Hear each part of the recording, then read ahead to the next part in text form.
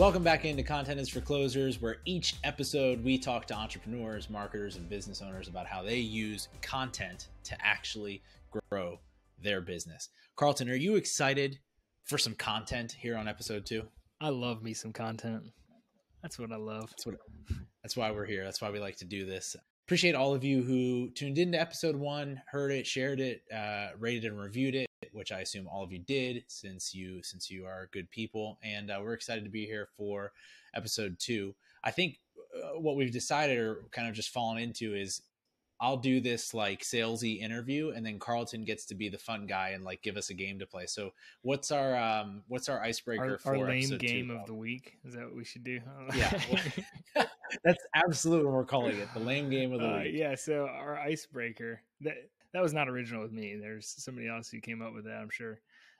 So the icebreaker, I guess, one question I've been wondering, Adam, for you, because you've been doing this marketing thing pretty much your whole career. You started out in a salesy sales job, as we heard last week. But then after that, you became pretty much a marketer right away. So if you weren't doing that, then what would you do? What would be your jam? So in my like dreams or something, it would like somehow I'm capable of surfing, and I'm just like cool and chill, and I just like hang out on a beach. A pro surfer. Yeah, no, not even, because like I don't even care. It's just like, oh, I'm just like one of these people that exist.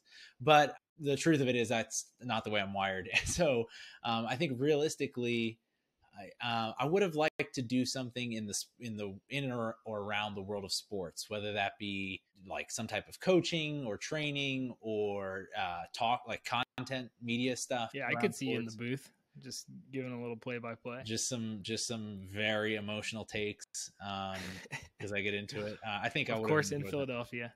That's where we have to be. Yeah. What about you? For the longest time, I wanted to be a pilot, and then I realized that like pilots don't really do much other than take off and land. They're pretty much just shots fired at pilots. Just the whole industry. Wow. I mean, they do a lot, but at the end of the day, a lot of it is letting a computer do the work, and unless you're like some sort of test pilot or something. So I think actually right now I would like, sorry pilots, I apologize, I just see the internet lighting up right now, just whizzing. Yeah. Okay. So I think you hate pilots. Being an architect would probably be my secondary choice. That would be fun. I like buildings. I like construction. So, yeah, maybe if this show doesn't go well and I'm terrible every single interview, I'll end up just quitting and becoming an architect. Well, and people should know if you didn't check out Small Home Big Plans, is that what it's called? Is that the right title? Small Home Big Plans last week. Carlton and his wife did design and build their own home. So you've done some stuff in this. Yeah, it's not I'm what they call a dabbling amateur. All right. Well, that is round 2 of lame game of the week. We need to find some way, Carlton, to quantify like who's winning at this. I just lost for just ticking off all the pilots. I'm going to get canceled by the airlines. I don't know. I think you won on that, but yeah. So this week we have Eric Dodds of RudderStack. He's the head of growth at RudderStack, coming on to talk to us about how to build a team, how to align a team. And just a quick refresher, last week we talked about establishing the messaging for your content, for your brand. And really what Eric's going to come in and talk about is how do you identify and build a team reasonably that can tell that story effectively. He's done this a ton, as we talked about, and it was a really good interview. I think you all will enjoy it. Carlton, you've already heard the interview. So what are some things that people should look out for or pay attention to as we go through it? Yeah, he made so many great points throughout the whole thing, but just to kind of cover a few things that he touched on, he really talks about how to build out high-performing content teams. So he talks about scale and how you can maximize the budgets that you do have to find the talent within your company, and then find talent that's without your company too. So, really getting into best ways to find talent and some tips for where to find talent in less than obvious places. So a really great interview, a ton that he added that was Just really good to think through for your own business, no matter if you're 2 employees or 200. Eric Dodds is a marketer and entrepreneur who is currently leading growth for a San Francisco-based startup called RudderStack.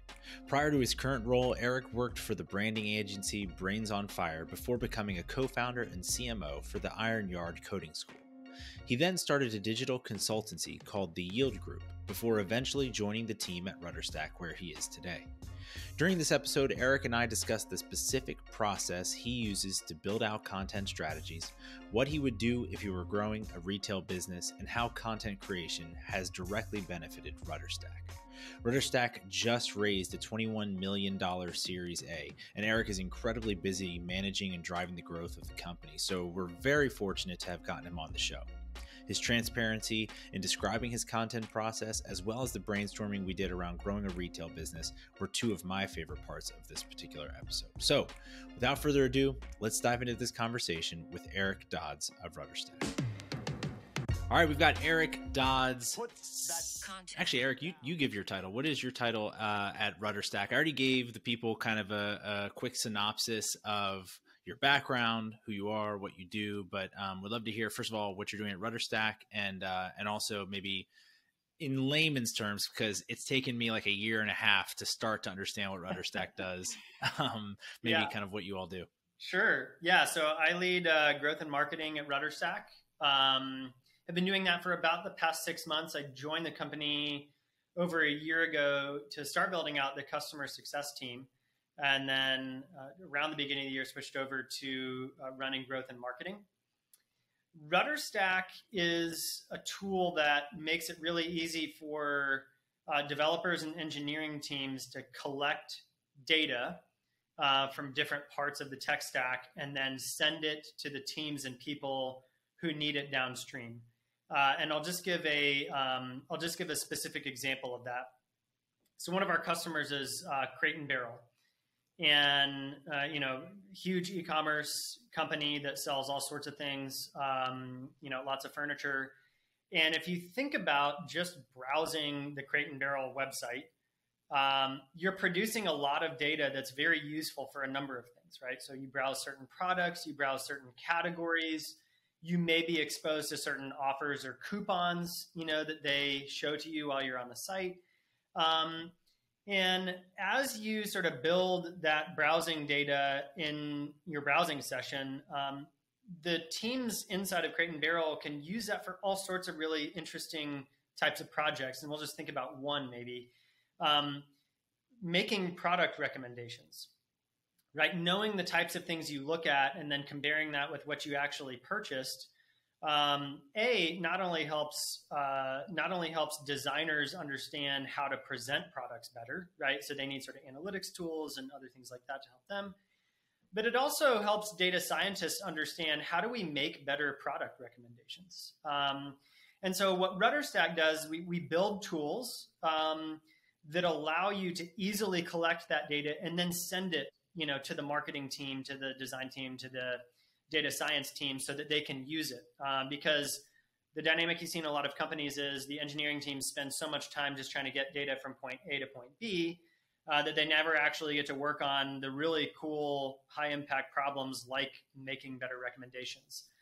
So we sort of facilitate that process so that internal teams can work on more important things than just moving data around. Yeah, I was really excited to have you on because I think there's just multiple things that you bring to the audience. First of all, from obviously what you just described with RudderStack, like way upstream of even beginning to think about content and like the data sources that would, I know Crate & Barrel, you're not doing content for them, but that all plays a part in how they're actually doing commerce. And then there's the work you all do at RudderStack to attract customers, to get clients in your role as growth and marketing. And then I just know you're a fan of, from your previous experiences, content, marketing, growth, all of those things personally and through your career. So I guess walking through a couple of these things, maybe in your role now, what is your, obviously you all are pretty, extremely tech forward company, SF based, I think, startup. And so you're attracting a different customer than maybe some of the people in our audience are. But what was the process you were going through when you were thinking about how we're going to use content to attract customers and what distribution channels we need to use? we sell to and market to developers, software engineers, data engineers. So very technical persona. And it's content for that persona is really hard because they want to be spoken to by people who understand technical topics, right?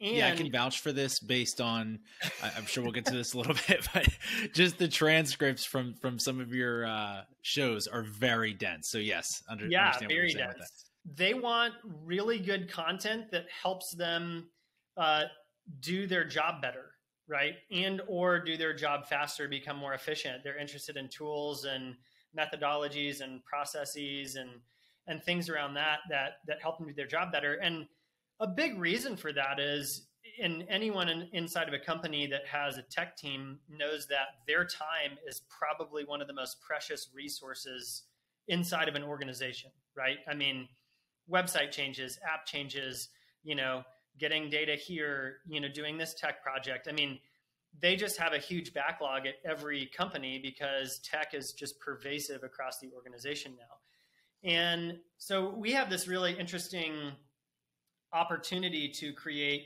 rich content that's technical in nature, that's very helpful, but that also happens to be one of the most difficult types of content to create because it requires a certain level of expertise and knowledge. And so the channels, and actually I think it'd be helpful maybe to just talk about the way that we actually get content done here a little bit. Because hiring, the other thing is it's very difficult to find a software engineer who just wants to write for a living, right? They want to build software, and that's their craft. And so the way that we've approached this at a high level is on the marketing team, we have framed ourselves almost as journalists who are trying to educate ourselves on a topic that we're going to write about. And we're interviewing the people who are experts on that topic, right? Because if you think about, a journalist who's writing about maybe an economic topic or, sort of a political topic, they don't necessarily have to have a 20-year career in economics, or as an economics professor to write a very well thought out, piece on economics. And really the same principle is true with technical topics. And so that's the way we frame ourselves. So we have a lot of connections to people on our engineering team, our product team, et cetera, who help us understand what do they value, what types of content do they value, et cetera. And then we also do the same thing with our customers as well. So we talk with a lot of our customers, we interview them, we survey them to help us understand, okay, how can we build content that's really going to speak to them? And then happy to talk about channels as well. Yeah, no, but I love that, just to start off the journalist approach or taking a journalistic approach. So practically speaking, and then, yeah, I'd love to hear about your channels too, but is that typically within your company? So spending time with those people who are staffing those roles, so if you were teaching a marketer how to do this, what does that look like? Is it, being out and about in the space? Is it starting right within your company? How do you think about that from a B2B perspective? Yeah, absolutely. So in our training process, we don't have a huge team, but in our training process, the way that we've approached it, which has worked pretty well, I'm sure we'll modify it as we grow, is let's work with people to define the topics that we know are going to resonate at a very high level, right? So let's think about a topic like data quality, for example, right? That can mean so many different things to a software engineer, to, the people that they're sending data to, et cetera. And what we'll do is take a marketer and say, okay, you need to go research that yourself and see what our persona is saying about that, when they write blog posts about it. There are lots of companies with engineering blogs. We reference the best of the best, like Netflix engineering blog is, sort of renowned among our persona, right? So how are they communicating about this? What are the things that they're saying? And then, like a journalist, they do a lot of primary research and they develop an understanding of the basic vernacular, what seems to be trending, the challenges, and then some, sort of the solutions that are out there. And that allows them to have an intelligent conversation with one of our internal engineers or someone from our product team to get their perspective and sort of almost do an informational interview on the topic. And then the result of that, even just as primitive as conversation notes, that's your foundation for producing, blog posts, webinars, social content, etc. Is sort of the process that we go through. Oh, I love that. Thanks for pulling back the curtain on that. I think a lot of people struggle, and we talk a little bit about this internally and even with you all, like it's difficult sometimes to come up with that pillar content that serves as the foundation for everything else, for the tweets, for the social assets, for whatever. And what you're saying is, instead of trying to come up with some, Matthew McConaughey, like brilliant idea, you're just using the implicit subject that your customers care about because you know it from the people on your team, right? Essentially. Yeah, absolutely. Yeah, that's awesome. An advisor said to us a while ago, and this has just resonated with me so much, and it's one of those things that everyone knows this, when we've all heard this, but it's really hard to implement. He said, we were talking about the blog and our content, and he said, your customers have all the answers. Just go talk to them. Yeah, that's great. In a way of like, okay, I mean, and then we also have engineers like on our own team, and they have all the answers. Like, just go talk to them. And so 2 people on the marketing team actually did something that has paid so many dividends, even though it's still fairly primitive. But they created sort of this research council of our customers and then non-customers, but who don't work for RudderStack, of 10 people. And they talk with, they have a 30-minute call with one of these people every month. And then we also send out a survey, I think quarterly, but just the little bit of insight we've gotten from the first surveys and multiple, handful of conversations have given us so much insight into where to focus, which is often the biggest challenge, right? You can write about anything, you can produce content about anything, but it's what's important and what's going to resonate with your target audience. And it's so easy to forget that you can actually just go ask them. Wow, I love that. So what was the breakdown there between customers and non-customers? It's probably about half and half. They were really smart when they thought about how to do this. They said, we think it'd be really helpful to have people who are using our product because we're selling our product, and they can help us think through the very specific things about our product that are valuable to them. But they're biased, because they're using our product. And so we also want to talk to people who are in different contexts, but doing similar roles or have similar responsibilities. And that will force us to have a wider perspective on the industry. That's great. So 2 really strong takeaways to start off, I feel like. First of all, acting like a journalist, thinking like a journalist in your marketing organization. Then secondly, having this research council of customers and non-customers that can give you kind of, and I'm sure it matters who the customers are in terms of being able to get reliable feedback, right? Like, you need someone who's willing to look past whatever it is that, relationally or sure, otherwise that could filter the feedback. But that's really good. So once you're starting to take that, now you've got content baked out that you feel good about, that's informed by your customer base. How are you looking at your channel mix from there? Sometimes we joke, I wish we were producing content for marketers, because there's a million channels, to get marketing content for marketers out there. And it seems to be this sort of giant whirlpool of content moving around. It's good and bad from someone who has to do that. It's good and bad. Yeah, totally. It's definitely good and bad. I mean, I used to do that in a previous life. And so it's definitely good and bad. One thing we do before we start publishing things is we actually have sort of a light editorial process internally, continuing with it. We take a lot of notes from journalism, but we call it kind of finishing, or maybe like the last 10 to 20%, which is someone technical reviewing the content to make sure it's up to standard, or that it's sort of ready for publishing, which I think is really important, because with our persona, getting a detail wrong means lack of credibility in a big way, which reflects on our brand and our product. And so especially if it's anything technical, we have to make sure it's accurate. So once we have edited content that we feel good about, we publish it. We've done a number of things, but I'll just give you the quick run of show. We publish it on our blog. We promote it on social. We syndicate it where appropriate. So there are several sort of technical sites that will republish content or accept submitted content.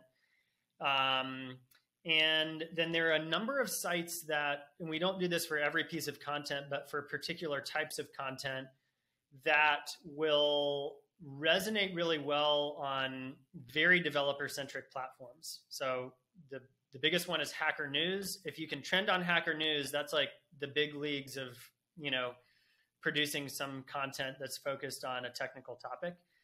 But then there are also other communities. Medium has a very large community that produces and consumes technical content. And so the person who manages our editorial calendar has done a great job of sort of coordinating the sequence of when we do that, and sort of how we post it, and maybe even how we modify the content to distribute it. And it sounds pretty simple. The other thing that I think the person who manages all of our content has done really well is we repeat. When we distribute, we actually repeat a lot. So we'll republish, repost the same things on social and other channels, whatever, like 60 days, 90 days, 6 months out. Because the audience has changed, you can get wider spheres of influence. And so I think he's done a really good job of sort of getting a lot of use out of an individual piece of content. Very cool. Yeah. I mean, this is that whole idea of create once, deploy everywhere, right? Like, I know you all do this with some of your podcast content too, just finding new ways, different ways to take a long form piece of content, these very journalistic, with like journalistic integrity, really, that takes all of this time. And then, some of the things that we've seen with you or maybe elsewhere is people finding ways to turn those into threaded tweets, into LinkedIn, those like broetry LinkedIn posts, right? Like have you ever seen those before? I haven't heard. What I'm talking about? I hadn't heard that particular term, but okay. I know exactly what you're talking about. It's like the recruiter who's talking about, hey, I was trying to hire someone. I was walking by I was trying to get a job. I walked by this dog. I fed him a treat, and fast forward 6 months, and I was still looking for a job, and that dog was the guy interviewing me. And it's like supposed to be like this, mind blowing thing, but everyone's posting them. Right. It's so annoying. Anyways, not that, but you're finding ways to use this in multiple formats, which I think is really important. A lot of companies, and especially smaller businesses or startups or whatever, get caught up in the novel. It has to be a new idea. It has to be a fresh idea. And obviously there's some of that, but you all are a great example of being able to get run out of a core idea versus just trying to pump out volume, which I think is important. I ran marketing at a company several years ago, and we were trying to build a brand in sort of in a national market. And our internal team, we did a lot of things that were very repetitive with the brand, in a number of contexts, content, advertising, visuals, etc. And it got to the point where a lot of people on the team, and even employees would say, like, we got to do something new to freshen it up. And the person who was sort of the architect behind building this nationally recognized brand said something that was really interesting. He said, the point at which we start to get sick of it, that's the point at which it's probably just starting to work. And so we still have a lot more repeating to do. And so when you think about your sort of core values as a brand or the core things you want, you can repeat them far more than you think you can, and they will still resonate with your target audience, because that sort of changes and grows over time. The other thing I would say is in marketing, I think there's sort of this addiction to direct response where you want to put out a piece of content and then get leads from it.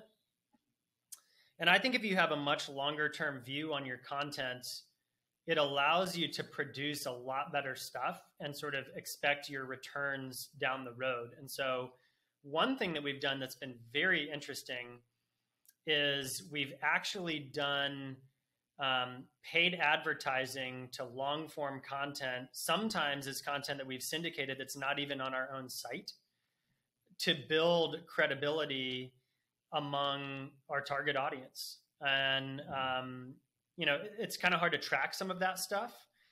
But, if you kind of view your content as an asset that adds brand credibility and doesn't necessarily have to create a lead the first time someone reads a blog post, it sort of changes the way you think about distributing it. Yeah, I love that. It's like the store owner back in the day who thought less about transactions and more about relationships. And so then they just got all the business, right? Over decades of time. It's taking that approach online. I think it's super, super powerful. And to your other point, as marketers, it's easy to get tired of our greatest hits, but like in every other industry, that's what you lean into, right? Like there's a reason that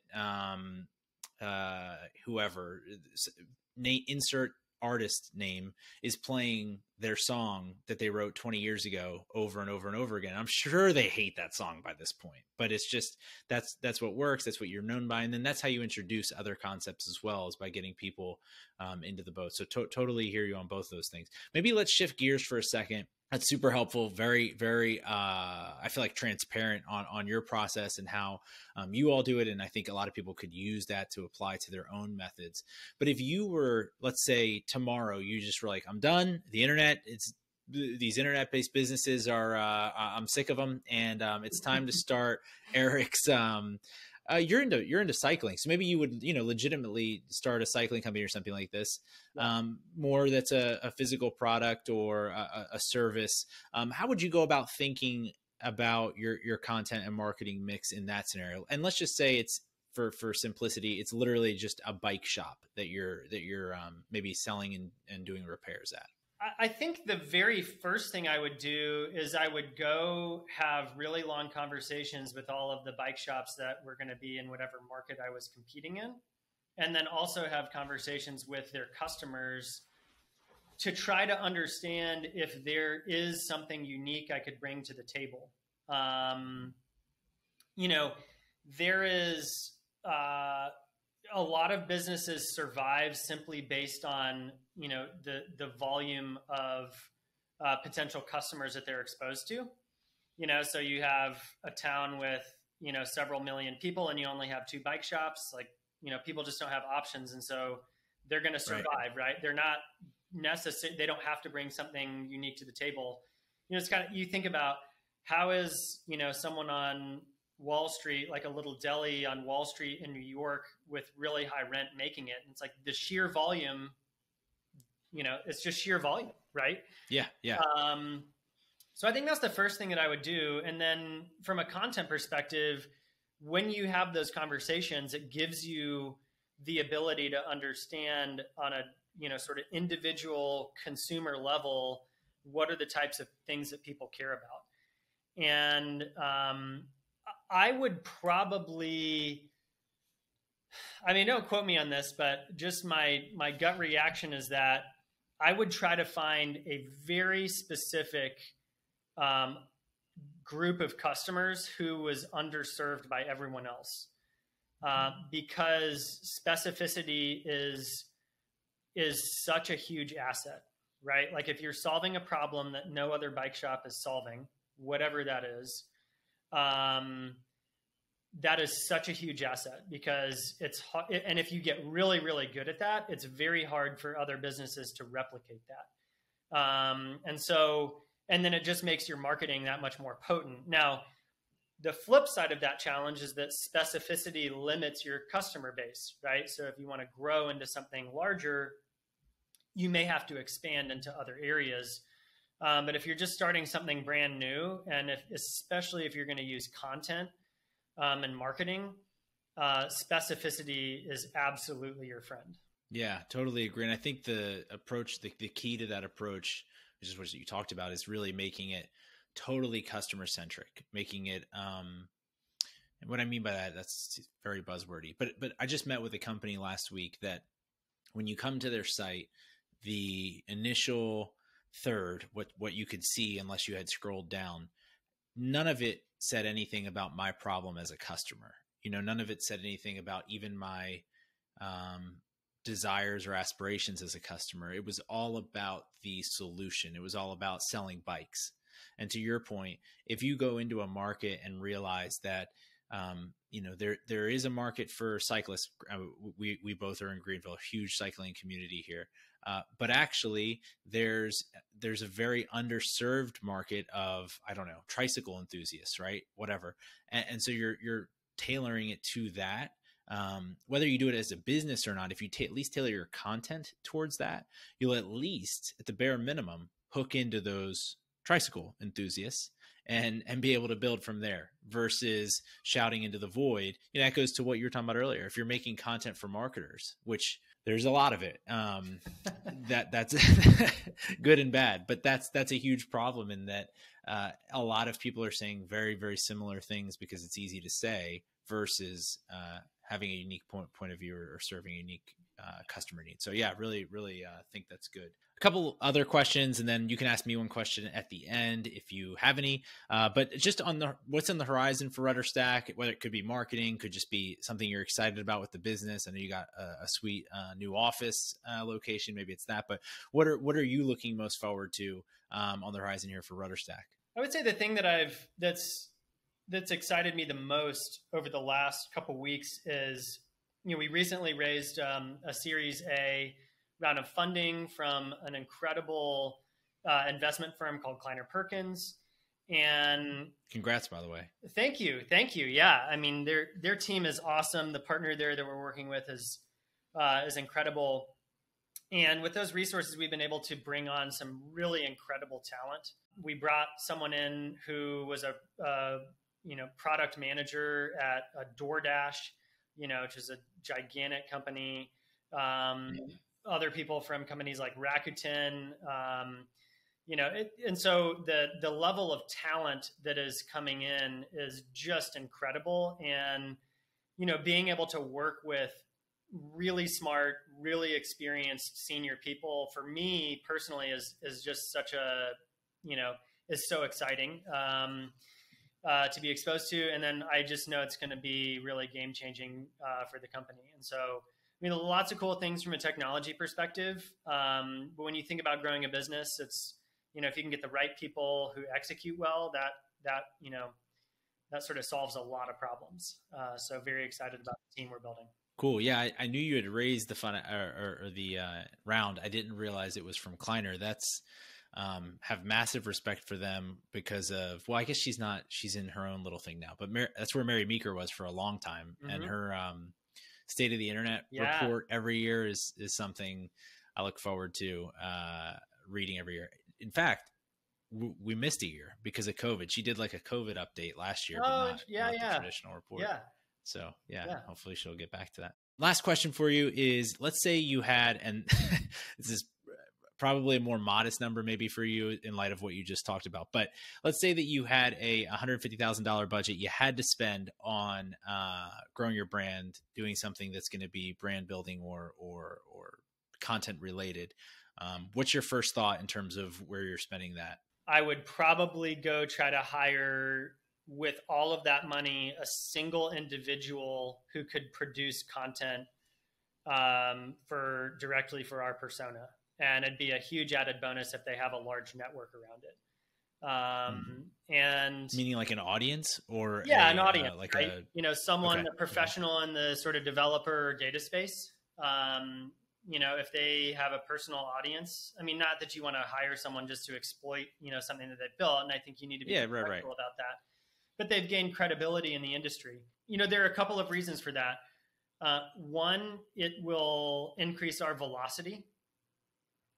And two, it will increase sort of the volume of high quality pillar content we could produce. And when you think about content, I love an explanation that one of my friends gave for it. It's a little bit like real estate. If you make good decisions, it will create value over a long period of time, but you have to start investing in it now. And, there's really no silver bullet for producing excellent content other than just doing the work.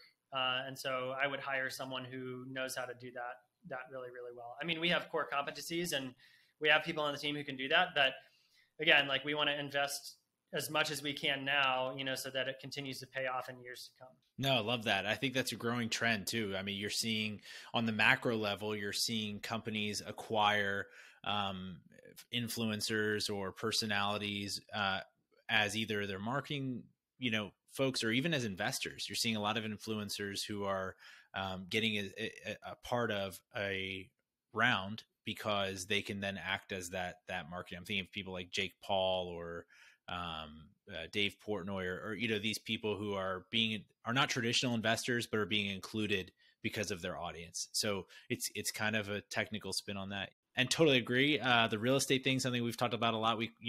It's the compounding returns of content, and not enough people think about it that way. So love that.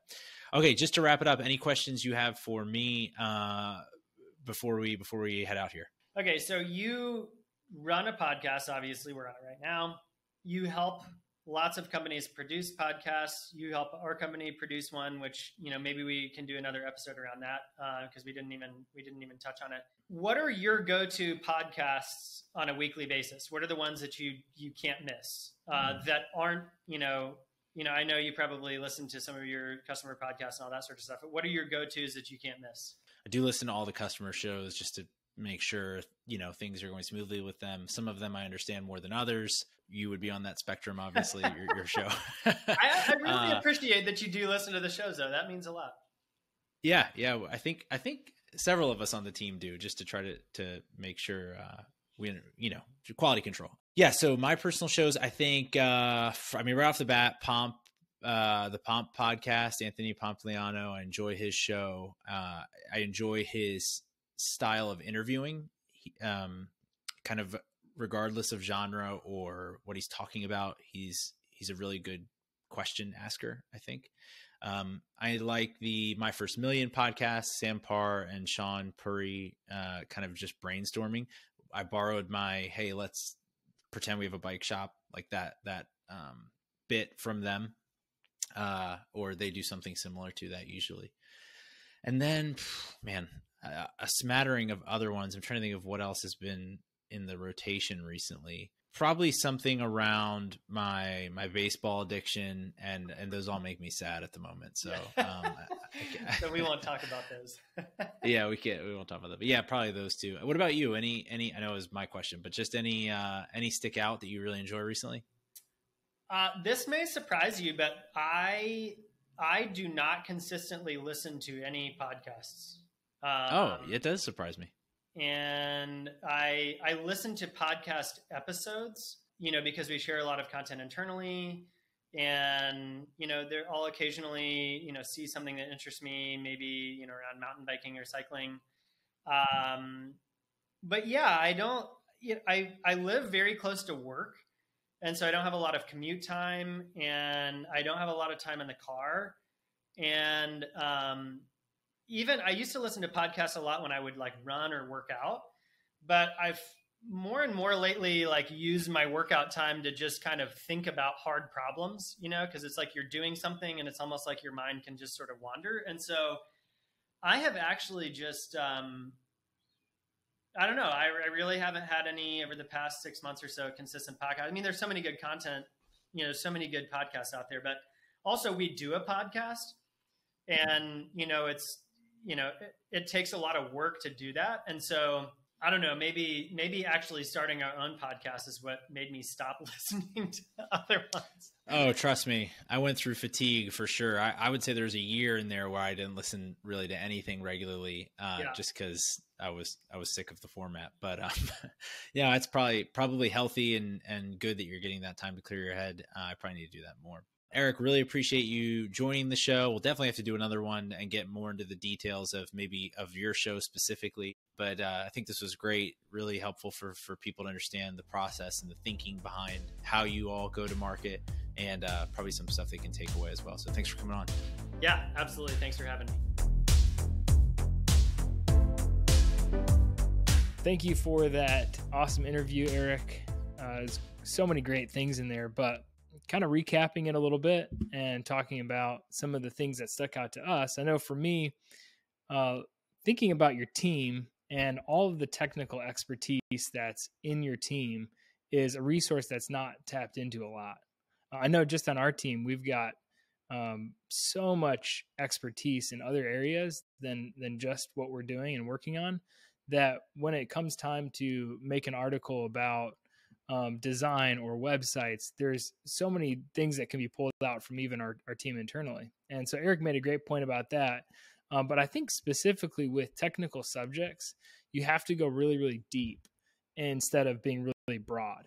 And so your team can help you refine that. And it just helps everyone buy more into the content that you're producing instead of just thinking about, I'm the sole person that needs to create all of the content. So kind of working with your team and aligning everyone around that messaging really helps not only get buy-in from your team, but also bring everyone together around the core ideas that you're communicating at the same time that you're tapping into their expertise. So there's probably some sort of overlap or Venn diagram of what your team's expertise is with what your customers' problems are. And that's where you want to find a way to create content on. My takeaway is just the simplicity with which he instructs the team to start. So like, yes, he's going after journalists. Yes, he's trying to get people who are good at writing and can understand. But the end of the day, the action is they're going to the target customer, or in this case, people who exist in his company that also fit that, persona. And they're just asking them what's important to them and writing that down. Like that at the end of the day is a very simple action that that really anybody can do. If you're a landscaping company, we're going to stick with that metaphor, I think, throughout the course of this. Everyone in your, or several people in your company probably have lawns. So going to them and writing down what matters to them and building out some of your future content based on that is a simple step that anybody can take. Absolutely. So now for our last segment on our podcast, it's the Have You Heard segment. So Have you heard? Have you heard? I love different products. One of my favorite, two of my favorite sites to keep an eye on is Product Hunt, which is digital products, and Kickstarter, which is physical products.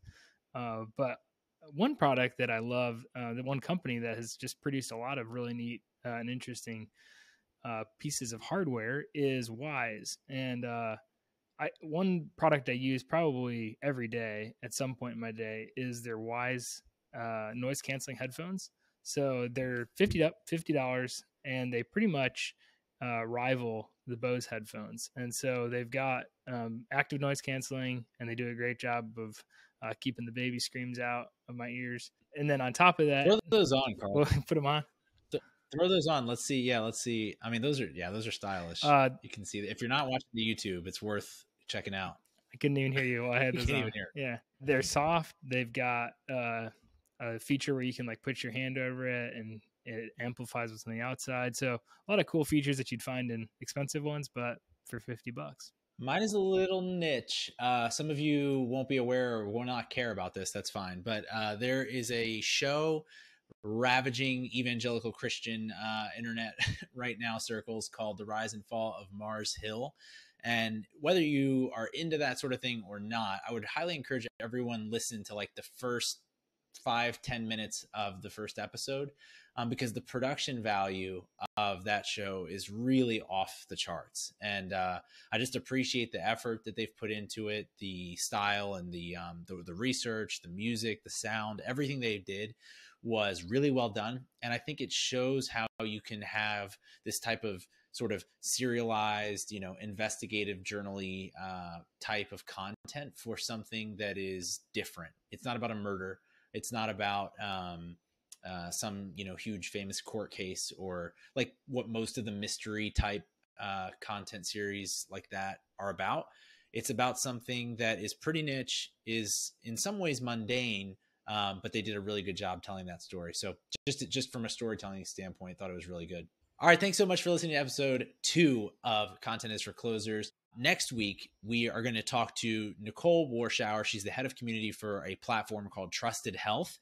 They're the biggest, I believe, online nursing community that exists. And so she's going to talk to us about how to build a community, how to leverage that community, how to drive business results from a community online. And it really just stacks on top of what we've already been talking about, establishing your messaging, helping your team create, and now tapping into your audience, making sure you're creating about the right things based on what your community is going to tell you. So really appreciate you all listening.